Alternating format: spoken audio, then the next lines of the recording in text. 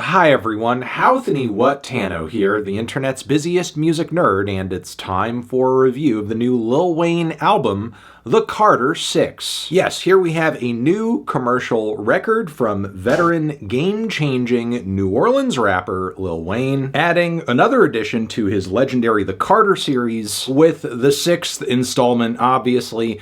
Now, looking at the current-day rap landscape, you maybe wouldn't know it, but there was, in fact, a time when Lil Wayne was considered to be one of the best and was definitely one of the most popular rappers walking the planet. Originally cutting his teeth as a protege of fellow New Orleans rapper Birdman in the 90s on his Cash Money record label, then really making a name for himself in the mainstream as Wayne developed this otherworldly talent for freestyling, dropping numerous hits and classic albums in the process like The Carter 3. It's also important to note that around this time, Wayne's capacity to rap on and about seemingly anything helped him achieve this massive amount of output, as when he was at his peak creatively, he just went on this just insane mixtape run that was truly unparalleled at the time. So even if Lil Wayne isn't topping the charts in the way that he used to at one time, he was truly a pioneer for a lot of stuff that we just consider to be normal in the current day rap meta now. From his flow to the way he embraced this kind of casual use of auto-tune as a bit of a vocal enhancer, to his approach to recording his songs and putting them together in the studio. And he's really inspired everyone out there today, from Kendrick Lamar to Drake to Young Thug to even young up-and-coming rappers who don't really understand that a lot of Wayne's ideas and impact, it's just the air that they breathe. Now, with all of that being said, like I alluded to earlier, Wayne's popularity as of late has waned, ha ha ha ha ha, and sadly, Wayne is not really taking the paradigm shift with a lot of grace, as recently there has been tension between him and Kendrick Lamar over the fact that Kendrick was chosen to perform at the 59th Super Bowl that happened earlier this year, clearly nailing down the spot due to all of the hype surrounding the recent W that he took in his massive beef with Drake. Super Bowl 59, though, was set in New Orleans, and given just how much hip-hop has been getting ushered into these halftime shows as of late, I think a lot of people presumed, including Wayne himself, that he was going to be kind of a shoo-in for this performance, and yet he wasn't. And Wayne had feelings about this. He voiced them publicly. This led to a lot of discourse and dissatisfaction among rap fans. So all of that is much of the lead up to the release of this new installment of The Carter here. And I should also mention that it's been quite a while since Wayne has released a full-length commercial project that even begins to hold a candle to The Carter 3. So I kind of went into this new record wondering if we were gonna potentially head back to a level of quality and focus that album brought, especially with maybe a newfound need for Wayne to kind of prove he still got it. And look, I'm not going to beat around the bush with this review. This album was pretty bad. Not just bad, but shamefully bad at points. Bad form, bad ideas, bad taste, bad execution. The album doesn't even have the decency to be bad in one single way. Like with the first big full opening song on the record, Welcome to the Carter, which is kind of like this soul chop boom bap combo that honestly sounds really classic, very throwback. Wayne's flows are solid, but upon closer listening, it's pretty apparent that whatever the soul samples are that are getting thrown into this track, they're AI generated, as you have the singers on the track singing about the Carter and the album we're about to experience, which is just a bit much, especially considering that lyrically this track very much feels like your very kind of standard array of Lil Wayne one-liners. Following this, we have Bells, and I actually love the beat on this one a lot more. It's like this late 80s b-boy banger. Wayne actually sounds awake on this one too, flow-wise, and I would say it's a highlight on the album, if not for the lyrics dropping off in quality on the back end of the track, especially around lines like, and I don't smoke bunk, I only smoke that strong,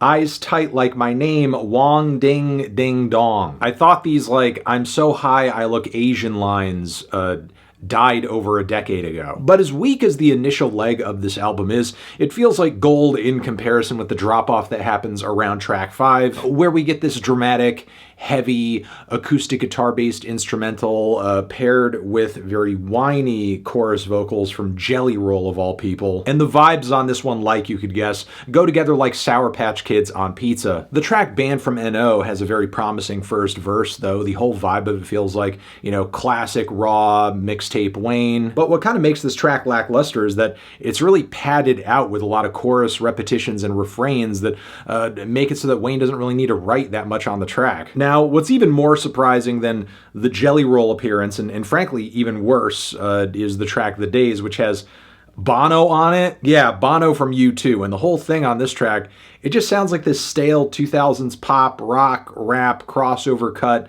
that would be placed on a Fast and Furious soundtrack or something. Cotton Candy with 2 Chainz sadly doesn't save the record after this, despite the fact that 2 Chainz and Wayne have made multiple tracks together over the years. They couldn't both sound more unenthused. I'm not even sure why the song is on here. Could be a leftover from one of their collabs. Then Flex Up. I can kind of see the vision on this one. It's like got this moody lo-fi beat with this linear driving intro that's kind of building up to a dramatic crescendo. But Wayne on this track, much more here than anywhere else on the album, just sounds so high out of his mind and slovenly that he can't really nail the vibe of the instrumental. He just kind of feels like he's on autopilot. Then there's Island Holiday, which I don't even know where to start with this track. I mean, point blank period, it sounds like shit. This track sounds like shit. And I'm not just saying that because the track is a horrendous interpolation of Weezer's Island in the Sun, but like there are multiple portions of the song where it just sounds like Wayne has 5 or 4 different auto-tune layers of his voice all singing in unison, and they are not in harmony at all. Like, I don't understand why you would layer 4 or 5 sung vocals on top of each other and not have them be in harmony or key or anything. It just sounds like Wayne is singing any random fucking note and they're just piling them on top of each other for no reason. So yeah, I mean, really like the worst way you could treat a song that frankly is not even one of my favorite Weezer songs. Like, I'm not even in love with this track, and yet he like ruined it for me. Loki's theme is yet another very odd detour on the album because of this like weird metal outro. It kind of feels like I'm listening to a Linkin Park from Temu or or however the hell you say it. I don't care. If I played guitar, is this really annoying acoustic number where Wayne tries to get a super emotional and crooning with the auto-tune over some very melodramatic chords. Not to mention the whiny bullcrap chorus where Wayne's knack for lyricism just doesn't translate over to a piece of music of this style. If I played guitar the way you play games with my heart, I'd play you a fucking song that hit like Sylvester Stallone. Next we have Peanuts to an Elephant, which honestly, for me, is kind of a highlight. It's like got this weird, quirky-ass beat that sounds like an instrumental from a Super Nintendo game from the 90s, or I don't know, if you could like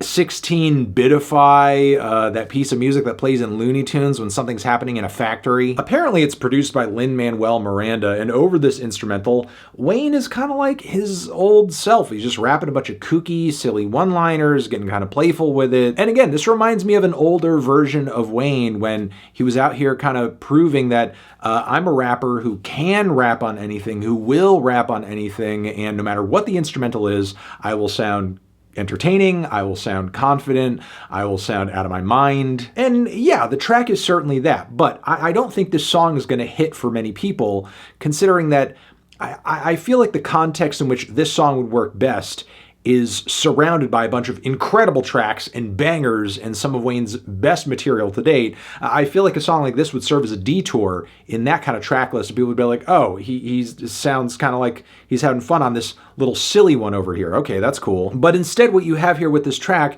is like one goofy ass moment standing among all of these just completely awful, awful cuts. And it just sort of feels like insult being added to injury, that so much effort is going into a track that sounds like it's straight out of a fucking Wile E. Coyote cartoon. The song Rari is a somewhat cute crossover with his son Cameron, where he kind of does his thing on the hook, and I suppose this is one of many mainstream, endearing father-son, father-daughter collabs we've seen in mainstream rap lately, which in concept are cool and I think have, led to some neat and fun moments on some big records. But in this instance, it just sounds like some weird independent SoundCloud producer just took a Wayne acapella and remixed it with a Kids Bop cover. The song Maria, believe it or not, sees Wayne rapping over Ave Maria with Andre Bocelli's vocals going off in the background and everything. It sounds terrible.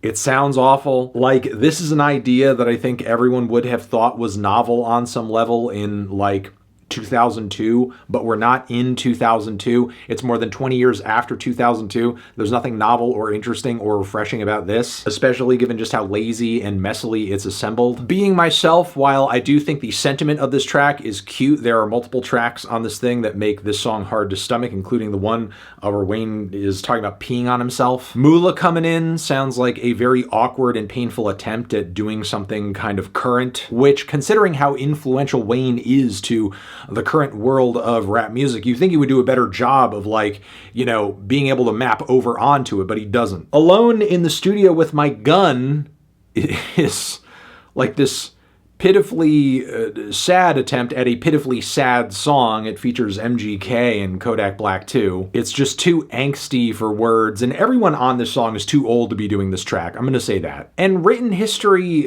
while I do appreciate Wayne really trying to sum things up on this album and make a statement here on his impact and the legacy he's leaving, I just feel like this is a painfully inconclusive closer for a record that frankly is just so deeply unsatisfying and accomplished pretty much nothing outside of just solidifying the belief of a lot of people that Wayne just does not have it anymore, that he does not have it. Yeah, I feel like that's all he's achieved and confirmed with this album, which is why I'm feeling a strong 1 to a light 2 on this thing.